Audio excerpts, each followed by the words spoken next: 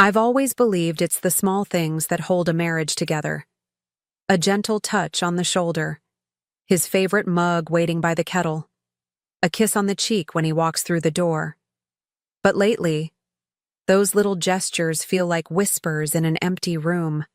Alex barely looks at me anymore. He comes home late, says he's buried in work. I nod, I smile, I pretend to believe it. But deep down, something's wrong, and I can feel it in my bones. So I did what I've always done. I baked. I stood in the kitchen, the warm scent of cinnamon and vanilla wrapping around me like a memory. It's his favorite cake, the one I make every year for his birthday. Not too sweet, just a hint of lemon. I poured everything into it. Not just ingredients, but hope. Maybe if he sees how much I still care, how much I still try, he'll remember what we used to be. Maybe this could be the start of something better. I even picked up those pastries he loves from the bakery on Main, the ones with the flaky crust and cream filling.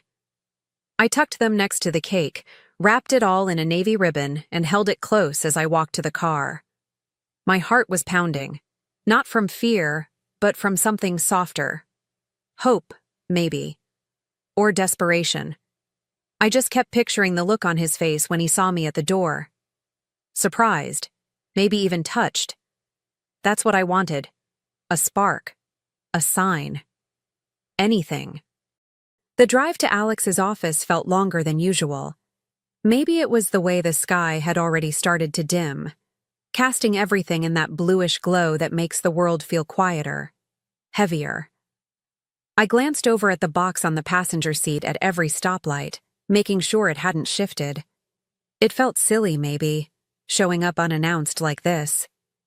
But I needed to believe this would mean something to him, that it would remind him I was still here, still trying. I rehearsed what I'd say in my head. Thought I'd bring you something sweet since you've been working so hard. Light, casual, not too emotional. I didn't want him to feel ambushed, just seen. And maybe he'd take a break, share a piece with me, laugh like we used to. I missed his laugh more than I cared to admit. It used to come so easily, especially when we were in the kitchen together, flour on our faces, dancing between timers and boiling pots. As I pulled into the parking lot, I noticed how empty it was. Just a few cars left, and his was one of them. That gave me a little jolt of relief. At least he was actually here. I grabbed the box, straightened my coat, and started walking toward the entrance. Every step felt heavier than the last. I told myself it was just nerves. Just that flutter of anticipation you get before something good happens. But there was a tightness in my chest I couldn't quite shake. Inside, the building was nearly silent. Just the soft hum of fluorescent lights and the echo of my heels on the polished floor. It felt eerie, like walking into a memory I didn't recognize anymore. I knew this place. I used to meet him here for lunch sometimes, back when we were still us. But tonight, something about the silence felt different. Too still. Like the building was holding its breath. I followed the corridor toward his office, holding the box carefully, trying not to crush the ribbon. The hallway lights were dimmed, and most of the doors were closed. I reached his door, just slightly ajar, and raised my hand to knock. But before I could, I heard it. A low chuckle, a woman's voice. Then, a giggle, intimate, familiar in a way that stopped me cold. I leaned closer, heart thudding. My knuckles hovered midair, frozen. And just like that, the warmth I'd carried all day turned to ice. I didn't move. I didn't speak. I just stood there, one breath away from the truth, cake in hand, heart wide open. And something inside me started to close. Not from panic, not even heartbreak. But something quieter, sharper. Something I wouldn't fully understand until I saw what was waiting on the other side of that door. I don't know why I pushed the door open just a little more. Maybe I needed proof, not just sound, but sight. Maybe I hoped I was wrong. That I'd see him typing at his desk, alone, the radio playing quietly. But what I saw, it felt like the air had been punched out of me. Alex wasn't working. He was standing, arms around her, lips pressed to hers like she was the thing he'd missed all day. Her hands clung to his shirt, and his face, the softness in it. That's what broke me. I didn't make a sound. I didn't drop the box. Not yet. I just stood there, held in place by something I couldn't name. Shock, maybe. Or the beginning of something deeper. The kind of hurt that doesn't scream. It whispers, low and cruel, carving its way through bone. I watched for maybe 5 seconds, long enough to know it wasn't a mistake. It wasn't the first time. Their bodies spoke a language I hadn't heard from him in months. Then the box slipped. It was almost like my hands stopped caring. The ribbon loosened, the lid fell, and the cake, our cake, landed face down on the carpet. No one saw me. No one heard it. I stepped back before the frosting even settled. My heartbeat wasn't racing. It was slow, steady, cold. I turned and walked away without wiping the tears that hadn't even come yet. Because there was no room for tears. Not yet. I made it back to the car without looking back. The box was still open in my hands, crushed a little at the edges. Smudges of icing had clung to my coat. I didn't care. I didn't feel anything, not really. Just that strange, buzzing numbness that comes when your world tilts on its axis and no one else notices. I sat there in the driver's seat, gripping the wheel like it was the only solid thing I had left. The streetlights cast long shadows across the dashboard. Everything looked the same. But I wasn't. You always think you'll scream, that you'll throw something, that you'll charge in and demand answers, demand justice. But when you're standing in the moment, in that moment, all you want is to disappear, or rewind, or just pause long enough to catch your breath. I didn't want him to know I'd seen. Not yet. Let them feel safe. Let them believe they'd gotten away with it. Let them keep their stolen kisses and whispers. I'd learned something far more valuable in that doorway. I'd learned I was done begging for crumbs. I was done baking love into cakes only to be fed lies in return.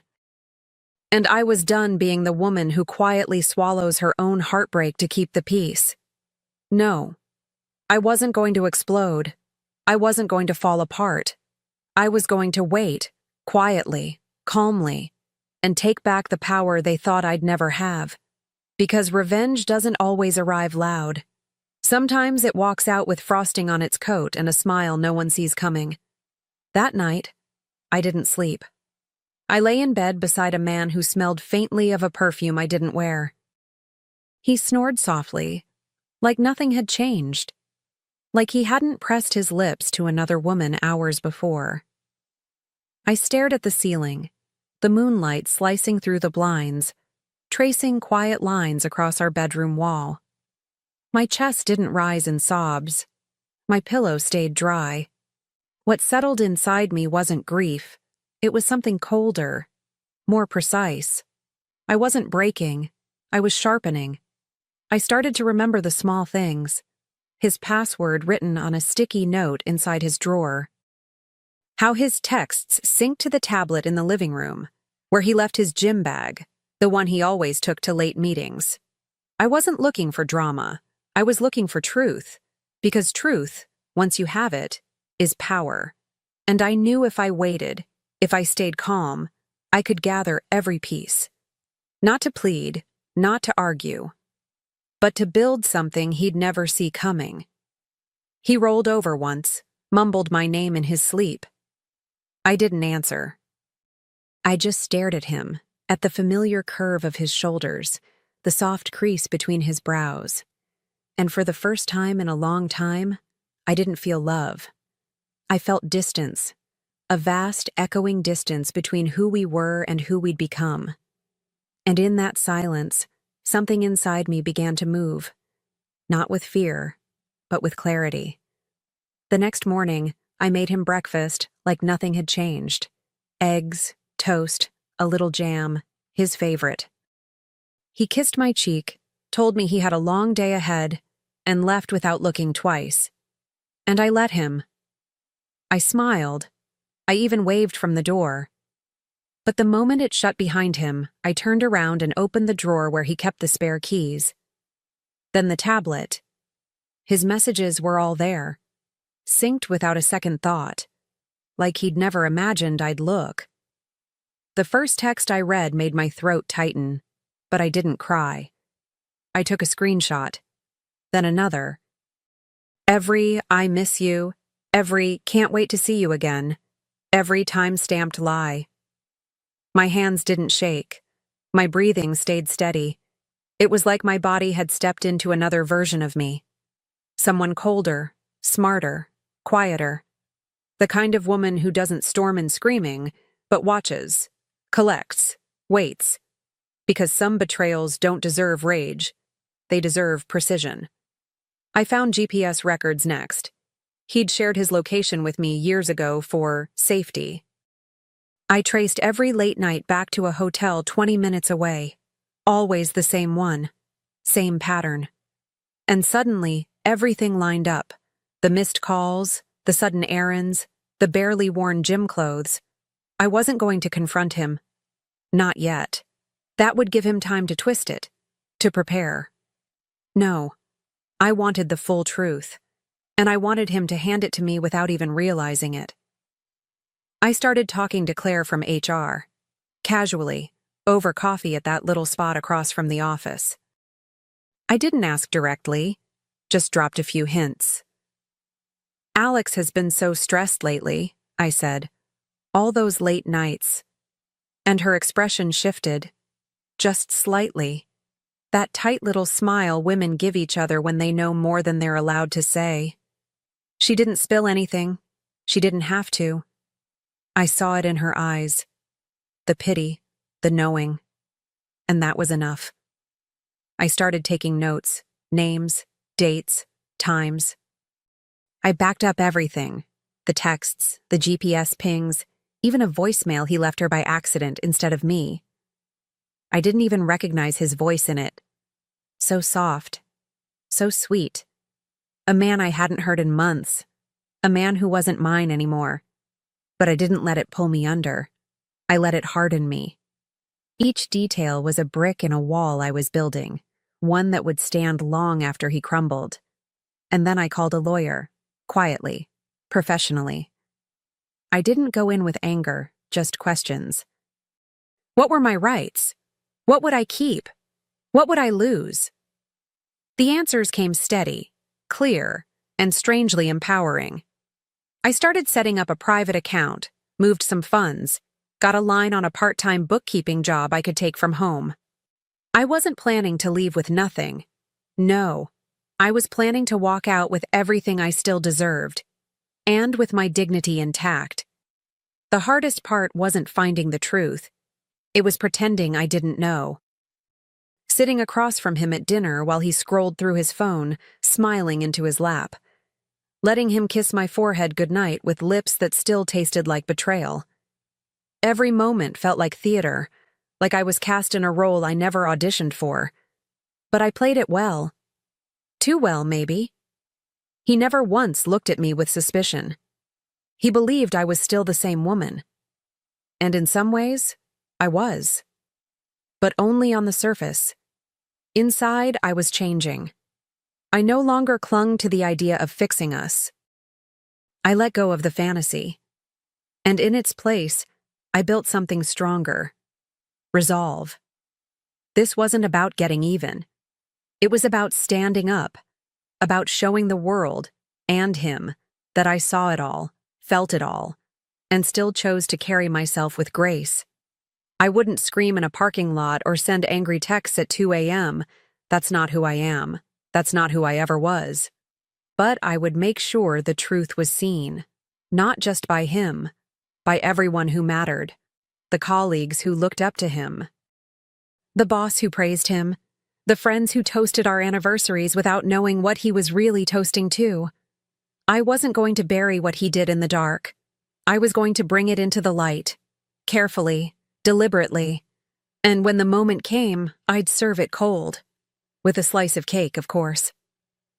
A few weeks later, I sent out invitations. Nothing too formal, just a cheerful little email to Alex's office.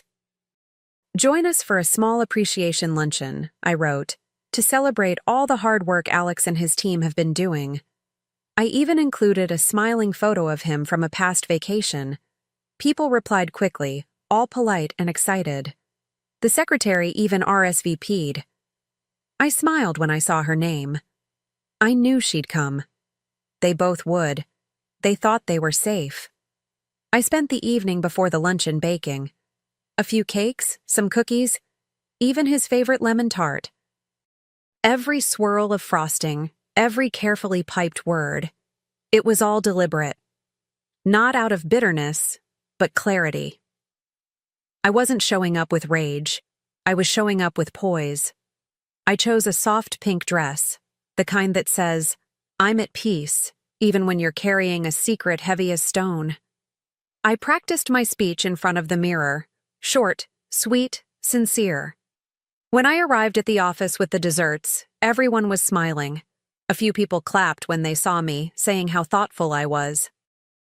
I thanked them all. I hugged his boss. I asked someone to help me set up the projector in the corner of the room. "Just a little thank you video," I told them. "For Alex." And as I adjusted the screen, I caught a glimpse of him across the room, arm brushing hers, a low chuckle, that familiar glint in his eye.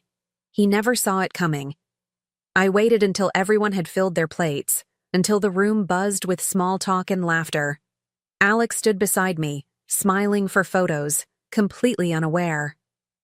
He kissed my cheek when someone asked for a picture, and I let him. I smiled, too, not because I meant it, but because the moment deserved it. Then, with a gentle tap of my glass, I asked for everyone's attention. The room quieted. Forks paused mid-air. Alex looked confused, maybe a little touched. He had no idea. "I just wanted to say thank you," I began. "To all of you, for supporting Alex, for your long hours, your dedication." I spoke softly, warmly, nothing dramatic. "I put together a little video," I added, "just a way to honor the man I've known all these years, a glimpse into the journey we've shared." And with that, the lights dimmed slightly, and the screen came to life. I stood at the edge of the room, just close enough to see his face. It started innocently. Pictures of our wedding, a clip of him holding our first dog, vacations, birthdays. People smiled, some even chuckled. Alex relaxed, his arm lightly brushing hers again. And then, the tone shifted. The screen showed a message thread, his name at the top, her replies below. "Last night was perfect. She suspects nothing."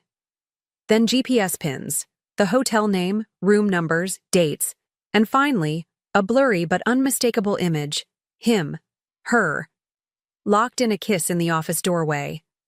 The silence that followed was almost sacred. Like the room itself couldn't believe what it had just witnessed. I didn't move. No one did. Alex's boss cleared his throat, a tight, awkward sound that shattered whatever illusion had been left standing. The HR director stood, straight-backed and expressionless. "The secretary?" She bolted. I heard the door click shut behind her, heels echoing down the hallway like a final punctuation mark. And Alex, poor, stunned Alex, just stared at the screen, color draining from his face. He turned to me, mouth opening like he might say something, anything. An apology, a lie, a plea. But I raised one hand, just enough to stop him. Not with anger, not even with pain, just calm. I stepped forward, faced the room, and said, "I thought I was bringing you sweetness. Turns out, you already had dessert." A few gasps. Someone let out a soft, "Oh my God." And I smiled, not cruelly but peacefully. Because that moment wasn't about revenge. It was about truth. I didn't stay long after that. I thanked his boss again, hugged Claire from HR, collected my serving trays with the grace of someone who hadn't just shattered a man's professional and personal life in under 5 minutes. I walked out into the sun, warm cake still on my fingers, and breathed in a deep, clean breath. The kind you take when the weight is finally off your chest. And as I stepped into my car, I knew I hadn't just exposed a lie. I'd reclaimed my voice. The divorce wasn't messy. He didn't fight me. Not really. I think deep down, he knew he'd lost the right to argue. I kept my voice steady in every meeting. I didn't gloat, didn't cry. I just signed where I needed to sign, answered what I had to answer. I walked away with part of the assets, the house I loved, and something far more important, my dignity. The silence between us now wasn't bitter. It was just final. And that was enough. With the settlement behind me, I turned my attention to something I'd always dreamed of but never dared to start. A little bakery. Nothing fancy. Just a sunlit corner shop downtown with chipped tiles and a secondhand espresso machine. I spent long nights testing recipes, painting walls, choosing the perfect name. It felt like breathing again after holding it in for too long. Every loaf of bread, every frosted cupcake. It wasn't just food. It was a piece of me, finally rising. People started coming. First, a few curious neighbors, then families, then strangers who became regulars. They'd sip their coffee, compliment the lemon tart, and ask if the woman behind the counter was the owner. I'd smile and nod. I never told them the full story. Not because I was ashamed, but because I didn't need to anymore. I was no longer the woman who found her husband cheating. I was the woman who rose, who rebuilt. One cake at a time. There were moments I still thought of him. Not with longing, not even with anger, just reflection. Like seeing an old photograph of someone you used to know. He became a part of the story, not the whole thing. And that, to me, was healing. Sometimes I'd hear a song we used to dance to in the kitchen, or see his favorite chocolate in the grocery aisle, and I'd pause. But the ache was gone. In its place, a kind of softness, the kind that comes with survival. One rainy Thursday afternoon, I was behind the counter, wiping down trays, when the door chimed. I looked up, and there he was. Alex. Standing in the doorway, soaked from the rain, holding his coat like it might shield him from the past. He looked smaller somehow. Older. Eyes searching the room like he wasn't sure if he should have come in. Our eyes met, and I felt nothing sharp, just stillness. A quiet calm. I didn't flinch. I didn't smile either. He stepped up to the counter and cleared his throat. "Smells like lemon. Still your signature," he said. I nodded, pulled a slice of cake from the display, plated it gently. No words, just hands moving with memory. I set it in front of him. "This one's on the house," I said. And before he could speak again, I added, without bitterness, without drama, just like the lesson. He blinked, then lowered his eyes, took a bite, chewed in silence. I watched him for a moment, fork moving slowly, eyes fixed on the plate. There was no apology, no explanation. And I didn't ask for one. I didn't need it. That cake wasn't for him. It was for me. A symbol, a reminder, that I had walked through betrayal, through silence, through the wreckage of what we once were, and still come out standing, still kind, still whole. He finished the slice and looked up like he might say something more, but I had already turned away.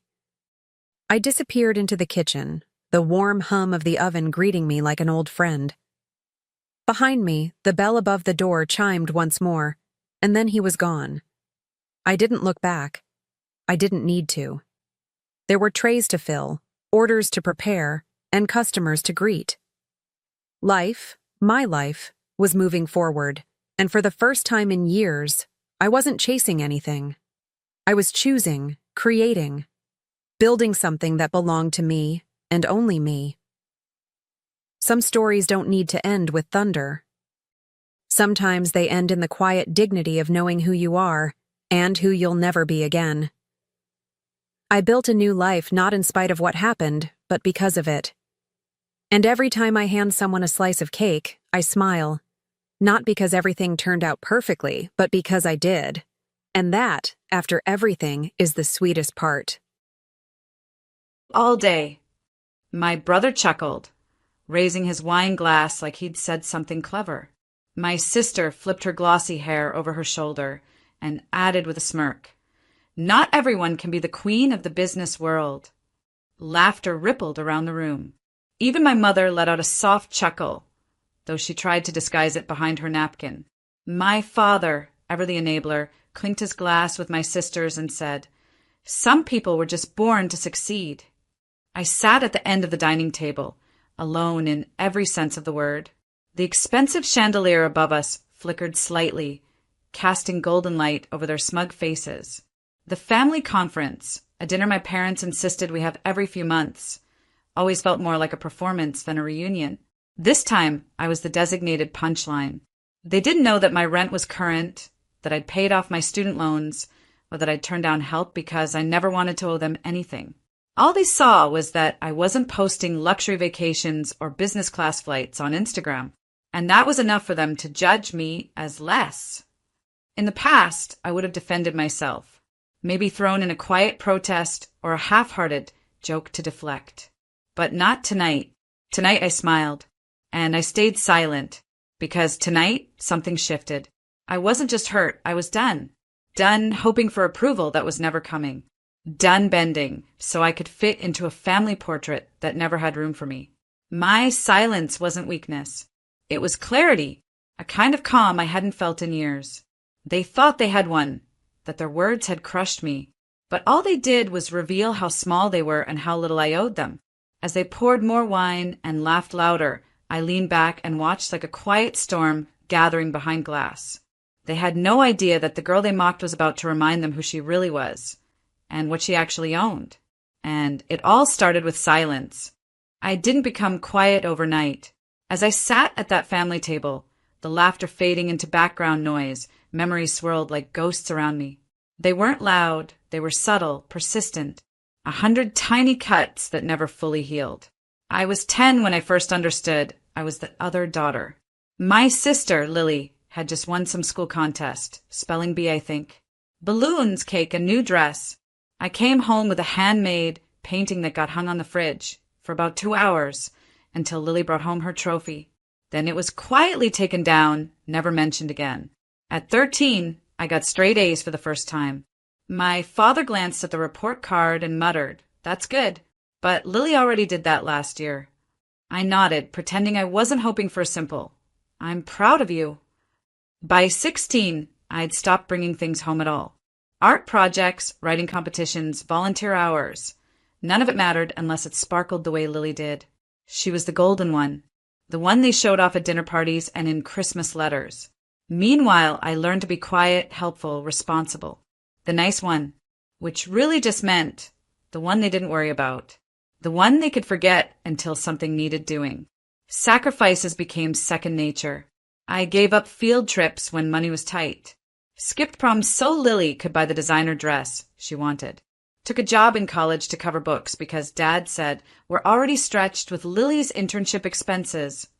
Back then, I swallowed every injustice like it was normal, like it was love. But it wasn't love. It was convenience. And now, sitting in this room full of people who still saw me as the invisible daughter, I felt it, not just the pain, but the fire. I used to ache for their approval. Now, I realized I didn't need it. I never did. Every slight, every cold shoulder, every moment they made me feel small, it didn't break me. It built me. Quietly. Fiercely. They made me tough without knowing it. So when they laughed at me tonight, I didn't shrink. I remembered, and I sat up straighter. They thought my silence meant defeat, but it wasn't silence. It was power, the power of someone who spent her entire life learning to endure, who finally realized she doesn't have to anymore. I wasn't the second best daughter. I was the woman they never saw coming. I left the family gathering before dessert. No dramatic exit. No thrown wine glass. Just a quiet push of my chair, polite "thanks for dinner," and the sound of my heels on the marble floor as I walked away from people who never really saw me. Outside, the night was sharp and cold. I paused on the front steps, looking up at the house that had once been home, but now just felt like a monument to everything I was never allowed to be. My heart was pounding, not from sadness, but from something else. Something I couldn't name yet. I got in my car and sat in silence for a while, staring at my reflection in the rear-view mirror. My mascara had smudged just slightly under my eyes. My face looked tired but focused. I wasn't crying. Not tonight. That surprised me. Humiliation has a strange way of clearing things up. The laughter still rang in my ears, but so did something else. The sound of my own silence. It hadn't been a surrender. It had been a decision. For years, I'd bent myself in half to earn scraps of acknowledgement. I sacrificed time, comfort, even self-respect, trying to prove I was worth being proud of. But that night, it all snapped. Not in anger. Not in rage. But in purpose. I went home, kicked off my shoes, made a cup of tea, and opened my laptop. On the screen were the files I'd been building quietly for years. Business plans, property leads, rental contracts. Side hustles, investments, learning platforms I'd taken at midnight while working a 9 to 5. While Lily flaunted luxury brands and company launches handed to her by our parents' connections, I'd been building quietly, imperfectly, but with grit. And they had no idea. I revisited the plan I'd shelved months ago because I was too scared, too tangled in what if they think I am a failure. That night, I opened it with fresh eyes. Something inside me clicked. The rejection wasn't a dead end. It was a beginning. Every insult they'd thrown, every backhanded compliment, every time they called me responsible like it was a curse, it all turned to fuel. I wasn't going to try to impress them anymore. I was going to surpass them. And I wouldn't need applause when I did. That night, something shifted in me. The girl who used to crave their approval was gone. In her place stood someone else. Someone sharper, bolder, and no longer afraid. I didn't need them to see me. I needed to see myself. And finally I did. They never asked how I was doing. Not really. At birthdays, they'd ask if I was still working that little job, and I'd nod.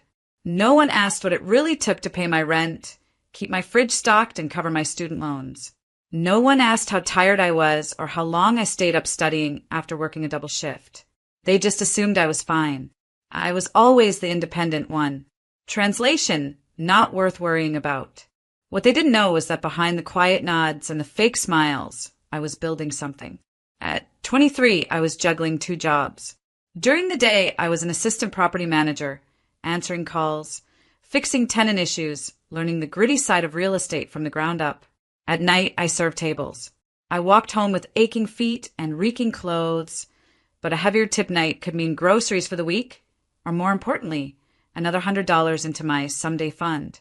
They didn't know about the notebook I kept under my mattress, filled with scribbled ideas, market stats, and dreams that scared me, or the free YouTube courses I watched at 2 a.m., eyes half shut, learning how to analyze property values and rental yields. They didn't know that at 25, I bought my first tiny duplex. It wasn't glamorous. The paint was peeling, the wiring outdated, and the neighbors suspicious. But it was mine. I had saved $12,000 over 3 years, found a desperate seller, and negotiated like my life depended on it. Because it did. I lived in one unit, rented the other. Every spare dollar went back into it. I patched walls, refinished cabinets, painted ceilings by hand. No one in my family knew. I never told them. They'd only laugh or find a way to dismiss it. Then, 18 months later, I sold that property for almost double what I'd paid. That was the moment it began. From there, I bought another. Then a third. I lived below my means, invested every spare cent, and kept learning. By 28, I owned 6 properties. Some small, some struggling, but they were mine. I managed them myself, signed the leases, called the plumbers, dealt with midnight emergencies. Every time they called Lily a business genius, I was handling evictions and writing up contracts. And I never once brought it up at family dinners. Not because I was ashamed, but because I realized they'd never cared enough to ask. They didn't see me. Not really. I could have told them I owned 10 buildings, and they'd still ask how Lily's new social media campaign was going. So I stopped needing them to notice. I built in silence. I grew in silence.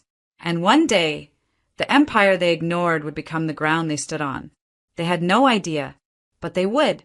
I smiled at the conference table, but behind my smile lived 1,000 quiet battles. As they laughed and passed judgment on my life, I kept thinking, you've never asked me a single real question. Not once. Not when I skipped prom because we couldn't afford the dress. Not when I worked double shifts while still helping out at home. Not even when I disappeared from family dinners for months. They never checked in, never called. And when I did show up, they'd only ask, still single or still renting? Always followed by a smirk. They assumed the worst, then made a punchline. They never asked if I was happy, or scared, or surviving. They didn't notice the weight I lost from stress or how often I checked my phone during those family dinners. Not because I was distracted, but because I was coordinating with contractors, closing deals, and putting out fires. They never saw the woman behind the silence. So I let them talk. I let my sister flaunt her new Range Rover and her Instagram followers. I let my mom boast about Lily's PR empire and how she basically saved the whole building. I didn't even flinch when my father said, "Thank God we didn't leave this place to Rachel. She can barely keep a savings account." They had no idea. That building they loved to mention?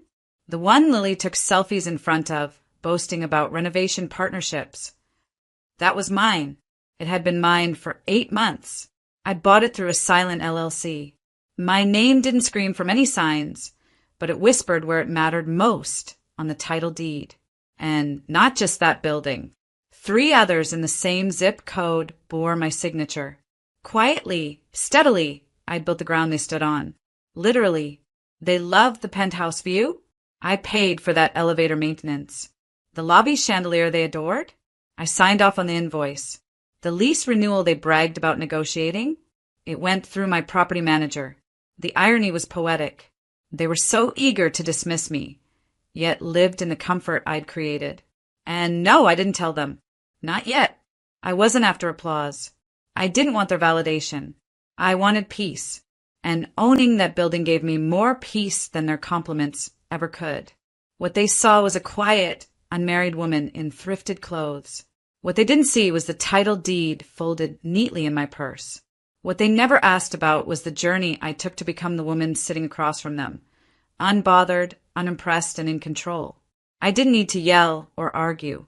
I had already won, not with words, with deeds, and they would soon find out just how much they underestimated the woman they thought was barely getting by. It was a Sunday dinner, one of those obligatory family gatherings where tension hung in the air like smoke. The table was full, roasted chicken, laughter, and little digs disguised as jokes.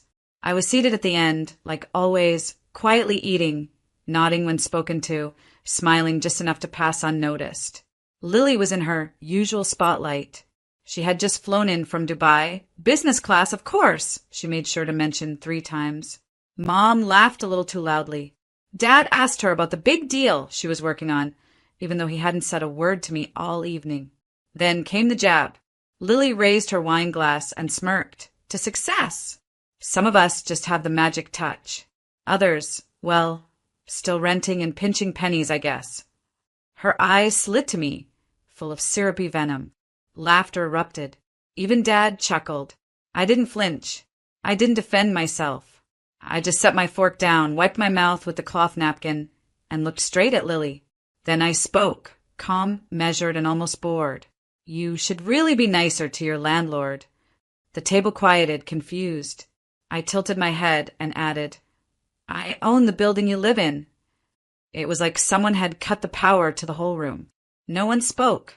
Forks hovered midair. Eyes widened in slow, synchronized disbelief. Even Lily froze, her wine glass halfway to her lips. You what? Dad finally said, blinking. I repeated it, slower this time. I own the building. The one with the curved glass front. You signed a lease with my property management company. My name's not on it. Smart legal move, but it's mine. Silence. It wasn't angry silence. It wasn't awkward silence. It was power-shifting silence. For the first time, I watched my mother's smirk disappear. Lily's perfect posture faltered. Dad, the one who always looked past me like I was invisible, looked right at me, really looked, and I saw it in his eyes. The realization, the shock, the regret. I didn't gloat. I didn't raise my voice or roll my eyes. I just leaned back in my chair, calm, composed, and still. I've owned it for almost a year, I added. The elevator you use?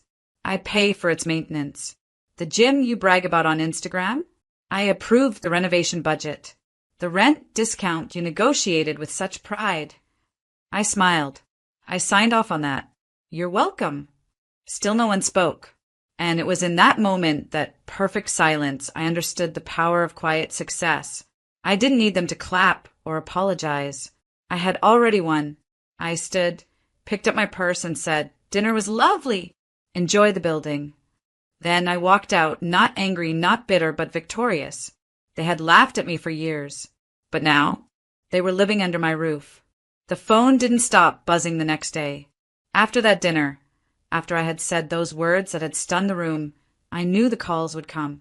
But this time, I wasn't going to answer them with tears or anger. I wasn't going to explain myself or even give them a chance to apologize. I was done. Done fighting for their love, done begging for their approval. This was no longer about them. It was about me. And I didn't owe them anything. First, it was Mom. Her message was soft, coated in guilt. "Rachel, please, we need to talk. We didn't know you felt this way. You've always been so quiet about your feelings. I'm sorry, please let's talk."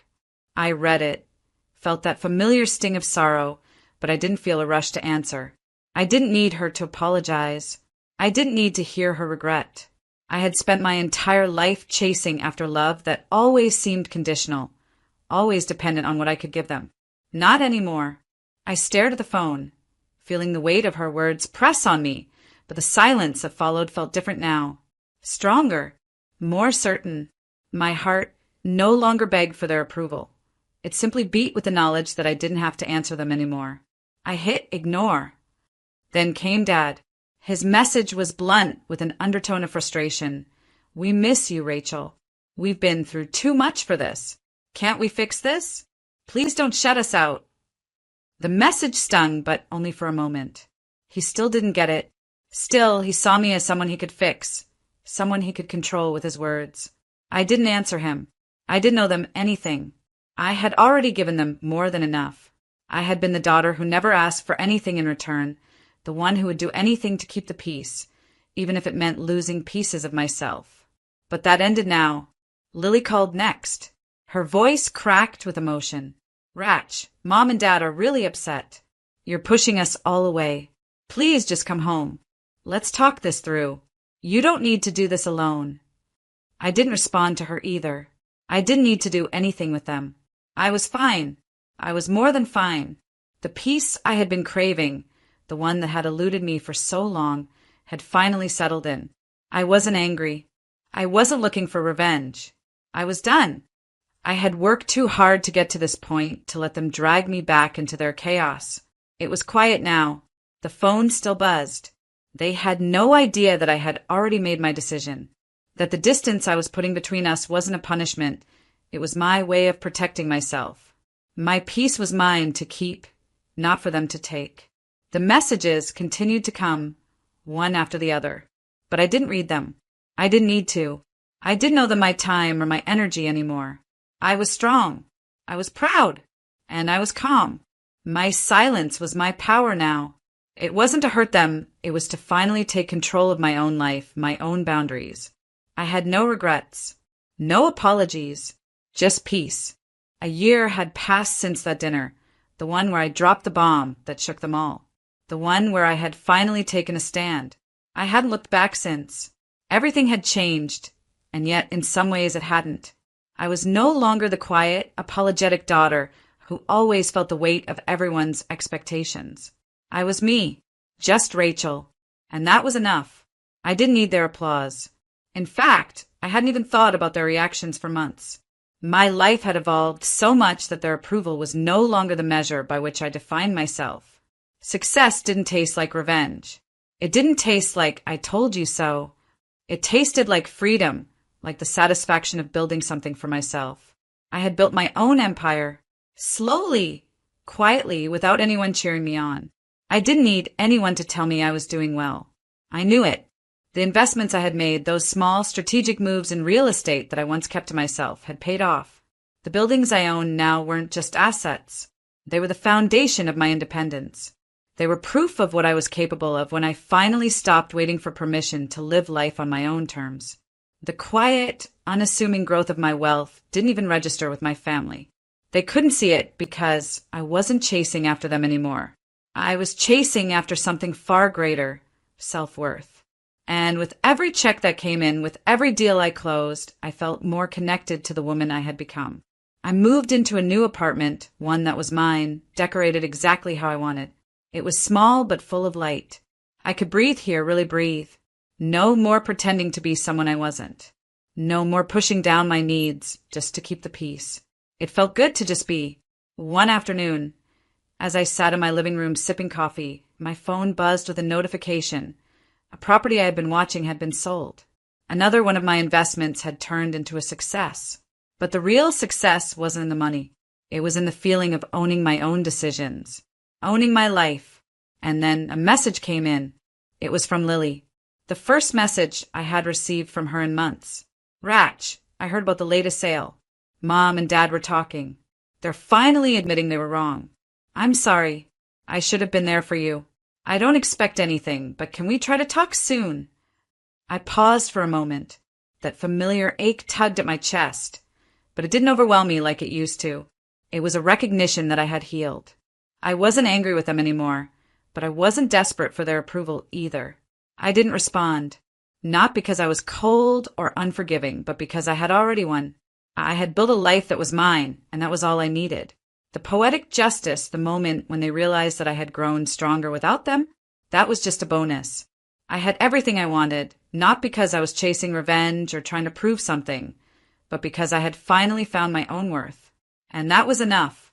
Roast chicken, mashed potatoes, and my mother's overly sweet iced tea. The kind of meal where the food's warm, but the conversation leaves you cold. I was halfway through my plate when Dad set his fork down, looked right at me, and said, "So, your brother will move into your apartment next week. Makes the most sense, doesn't it?" I didn't respond right away. I wasn't sure I'd heard him correctly. "Wait, what?" I asked, forcing a small laugh like maybe it was a weird joke. Mom waved her hand, brushing it off like I was being dramatic. "Well, sweetheart, he's just going through a rough patch. It's not like you're really using that apartment anyway." I blinked. "I live there." She smiled, that kind of smile that always carried more sugar than sincerity. Yes, but you're barely home. Always working or staying with your little friend. Besides, it's your brother. He needs it more." My brother, Mark, sat across the table, smirking like he already had the keys in his hand. "I'll keep it clean," he said, chuckling. "Family helps family," Dad added, as if that closed the discussion. "That's what this is all about." The table laughed. All of them. Like it was this sweet, selfless, hilarious moment. But I just stared at my plate, suddenly nauseous. I felt myself shrinking in that chair, as if my years of hard work, late-night side hustles, skipped meals, and every dollar I'd saved to earn that apartment were being scraped off the plate and tossed in the trash. They hadn't asked. They didn't discuss. They decided. For me. I wanted to scream, cry, flip the table. But I didn't. I just sat there, quiet, nodding like I understood. But inside, I was unraveling and rebuilding all at once. Because they didn't realize it, but something shifted in me that night. Something permanent. I smiled. It was small, polite, but distant. And that was the last time they ever assumed my silence meant yes. They thought the apartment was just a space for walls and a roof I could spare. But they didn't see what it really was. They never saw the nights I walked home in the dark after a double shift at the cafe, my feet aching and fingers raw from handling hot dishes. Or the mornings I woke up before dawn to clock in at the reception desk of that rundown motel, pretending to smile at strangers while my own life felt like it was barely stitched together. They never noticed how I skipped birthday dinners and friend getaways, how I said no to vacations, concerts, and even new shoes because I was saving every dime I could. I remember sitting at my tiny desk, surrounded by unpaid bills, a cracked laptop screen, and a candle because the power had gone out. I made spreadsheets for fun, just to feel like I had some control. I clipped coupons, downloaded every cashback app, and lived on instant noodles and black coffee. Not because I didn't want more, but because I knew exactly what I was building toward. That apartment wasn't a gift. It was a war I won, inch by inch. When I signed that lease, when I held the keys in my hands for the first time, I didn't cry out of joy. I cried because I had made it. Because for the first time in my life, I didn't know anyone. I had something that was truly mine. It was more than a place to sleep. It was proof that I could stand on my own, even if no one ever clapped for me. But no one in my family ever asked how I got that apartment. They just saw the outcome. Not the sacrifice. Not the exhaustion. Not the breakdowns at 2 a.m. when I didn't think I'd make rent, or the skip meals, or the way I taught myself to fix the broken heater because I couldn't afford a repair guy. So when they said, Mark will move in, like it was just a favor, like I could afford to share the one thing I'd fought for with bloody fingers and sleepless nights, it didn't just hurt. It burned. Because in that moment, it was clear my sweat, my struggle, my silence, none of it ever counted. Not to them. To them, I was just the one who always made it work. Well, I had. And now I was done making it work for them. I didn't slam my fork down. I didn't throw a fit or cry or scream, "How dare you?" like I probably would have a year ago. I just kept chewing, nodding slightly like I understood. Like I agreed. That was the first moment I realized something had shifted inside me. They took my silence as submission again. That same old role I'd always played. The agreeable daughter, the helper, the fixer, the one who didn't make waves. But what they didn't know was this time, I wasn't agreeing. I was calculating. I listened to them map out my apartment like it was already theirs. My brother casually asked if I had time to clear out his new room. Mom reminded me to leave the good coffee maker, since he really needed it, and he'd be stressed with the move. Dad was already looking into parking permits. Their voices droned on like background noise, but in my head a different rhythm had started playing, a steady, focused beat. I wasn't the daughter anymore. Not in the way they had defined me. I was something else now, someone who was awake. They thought they could carve up my life and rearrange it around their wants, and I'd just adjust. Like I always did. That night, though, something broke quietly. But it wasn't a fracture. It was a release. I realized they didn't see me. Not really. They saw what I could offer. And once I had nothing more to give, or worse, something they wanted, they didn't hesitate to take it. That night, after dinner, I sat on the edge of my bed and stared out the window, watching headlights blur across the street. I wasn't sad. I wasn't even angry anymore. I was clear. For the first time in a long time, I didn't feel like a passenger in my own life. I was driving now. I didn't pack in panic. I didn't text anyone in rage. I just made lists. Cleaned. Cleared files. Updated locks. Quiet moves. Smart moves. Moves they wouldn't notice until it was too late. My plan wasn't revenge. It was recovery. Because what they took from me, my space, my dignity, my right to decide, I was going to take back. Not by force, but by precision. Let them think I was just being Zoe, agreeable, passive, soft-spoken. Let them laugh, let them plan, let them assume. Because the next time they showed up, expecting to take over my life again, they'd find a different woman waiting. Or maybe they wouldn't find me at all. And maybe that would be the loudest message I'd ever send. They'd always underestimated me. That was their first mistake. To them, I was just Zoe, the quiet one, the soft one, the helper. The girl who'd nod along and say yes, even when she meant no. They never looked deeper. They never thought I might be strategic. But what they didn't know, couldn't even imagine, was that I'd planned for this long before the dinner where they announced my brother would be moving into my apartment. They didn't know that I had spoken to a real estate attorney almost a year ago. That when I signed the lease, I signed nothing in my personal name. The apartment wasn't just where I lived. It was an asset, one I placed into a legal trust tied to a shell LLC. For liability, for privacy, and yes, for protection, especially from family like mine. My parents had no idea. And why would they? They'd never once asked how I got the place. Never once offered to help. They didn't know I had quietly studied lease law while juggling a day job and late-night freelance gigs. that while they were busy praising my sister's third boyfriend for starting a marketing brand, I was in the library reading property contracts over takeout noodles. The buzzer downstairs? It never said Zoe. I requested it stay blank. For safety, I told the landlord. But truthfully, I didn't want my name on anything they could trace back easily. I knew how my family worked, how quickly they claimed things that weren't theirs when it was convenient. So when they showed up 1 week later, car packed, my brother stepping out like a prince arriving at his castle, they rang and rang. But no one answered. Not me. And definitely not a welcome committee. They called. My phone lit up. First Dad, then Mom, then a string of messages from my brother. We're downstairs. Buzz us in. Where are you? Zoe, stop being ridiculous. But I wasn't being ridiculous.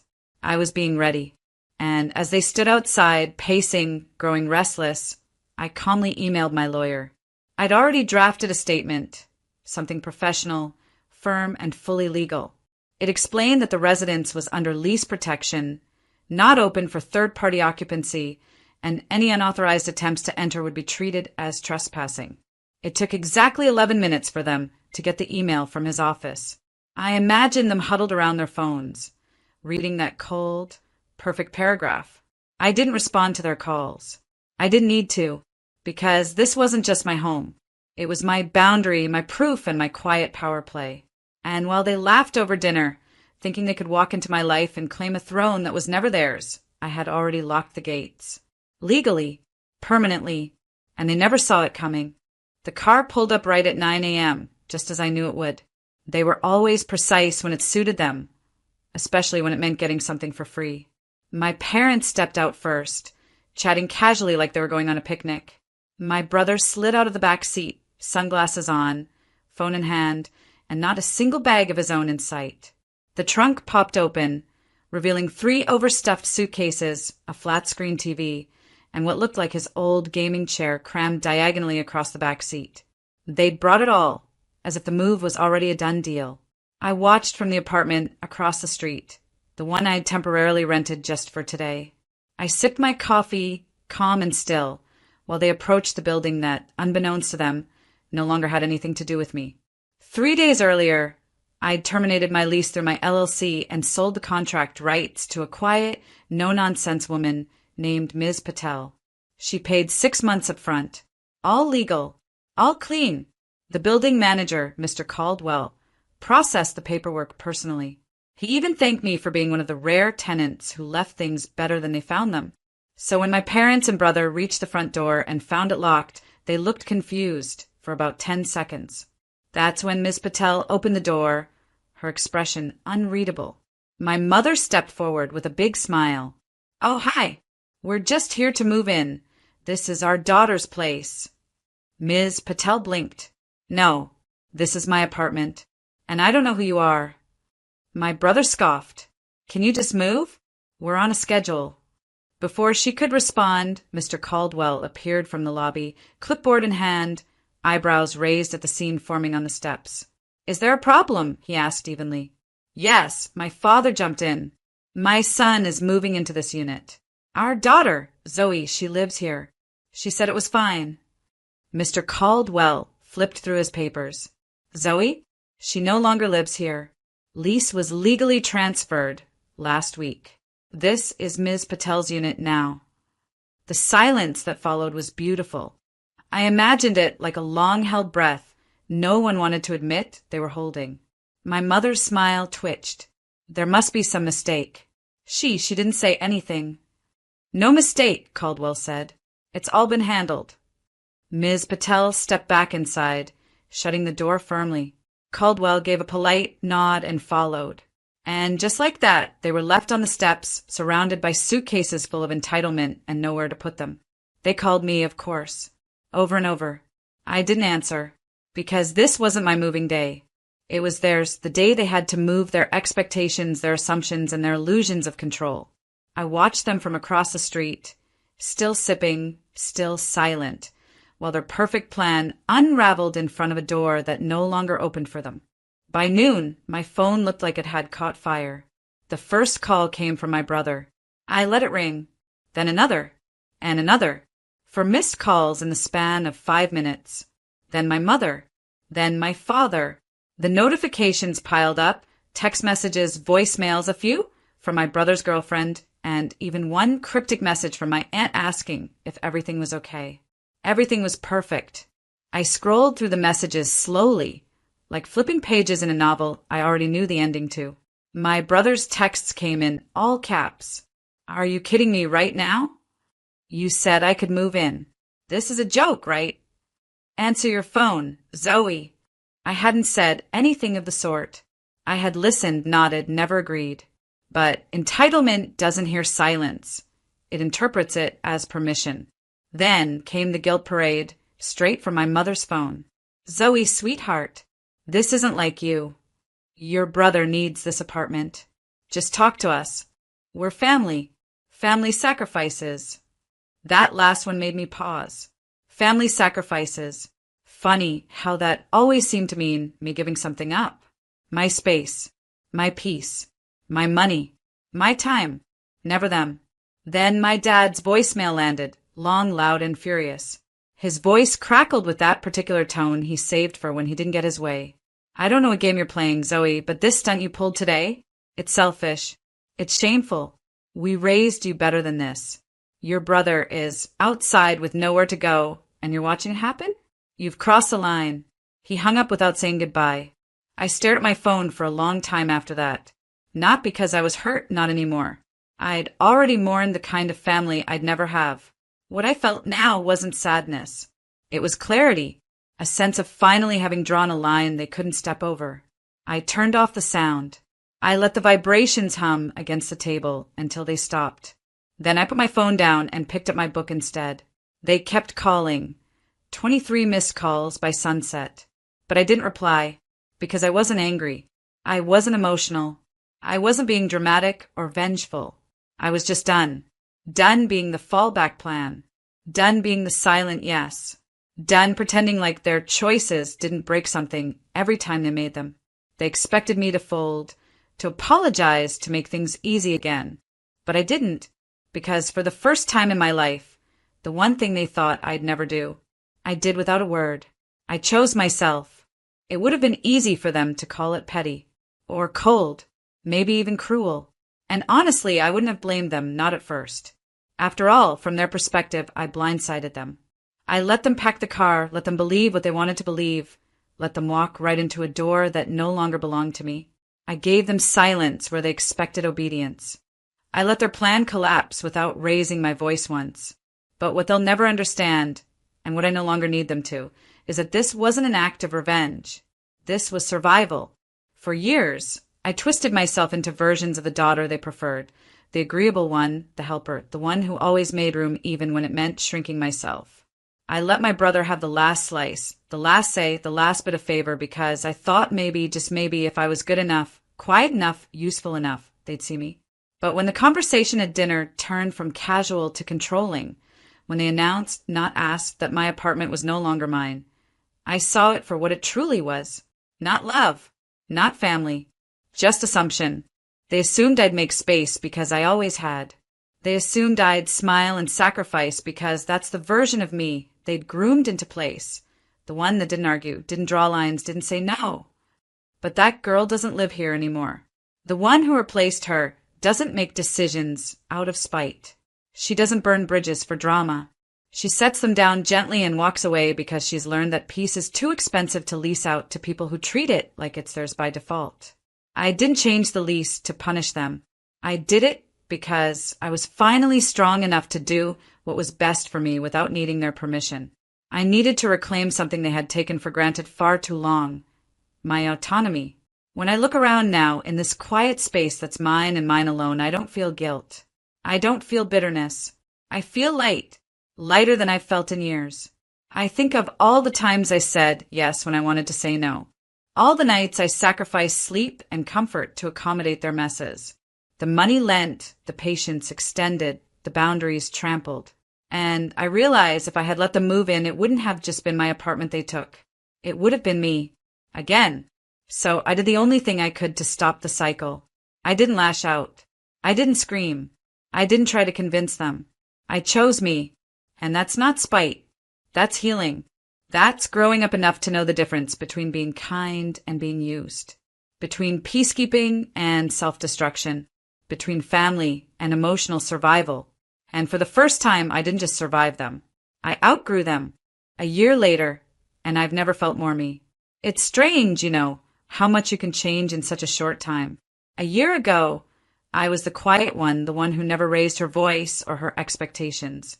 The one who kept her dreams tucked away behind borrowed spaces, behind family plans, behind the idea that maybe, just maybe, if I was good enough, everything would fall into place. Now, I'm the one people ask for advice. I'm the one who has learned that the biggest investment you can make isn't in your property, but in yourself. The apartment I once thought of as a place to hide, a place that became a symbol of how small I felt in my family's eyes, has turned into a source of freedom. It's no longer just my home. It's an income stream, a rental property that pays for itself and more. It's not just a space I rent out. It's proof that I'm capable of much more than I ever allowed myself to believe. Funny how people only see your worth when you stop asking them to define it. I can't tell you how many times I've had to turn away calls from my family, each one laced with frustration and confusion. At first, they were worried, wondering why I didn't answer, why I wasn't coming to dinner, why I hadn't returned their repeated offers to talk things through. But now it's different. They still don't get it. They still don't see what I've built. They think I'm still that same quiet girl who'd bend and break for them, the one who'd let things go, who would always forgive without asking for anything in return. But I'm not her anymore, and I don't need them to understand that. For the first time in my life, I have peace. True peace. The kind that doesn't come from compliance or from keeping the peace at all costs. It comes from standing my ground, from setting boundaries, from claiming what's mine. And that's what my apartment represents. It's not about real estate, not really. It's about taking ownership of my space, my decisions, my life. It's about setting rules that work for me, not the ones that were handed to me by anyone else. Do they still call me selfish? Yes. Do they still ask why I haven't forgiven them, why I'm so distant? Absolutely. But it doesn't bother me anymore, because I know now that the real distance isn't between us physically. It's emotional, and that distance is necessary. It's the space I needed to grow into someone who values herself enough to stop making excuses for others. I'm thriving now, more financially secure than I've ever been, more emotionally balanced, and more confident in my own skin than I ever thought possible. The apartment? It's just a piece of the puzzle, a reflection of the bigger picture. For the first time, I'm no longer defined by their expectations, and I don't need them to understand that, because for the first time, I finally understand myself.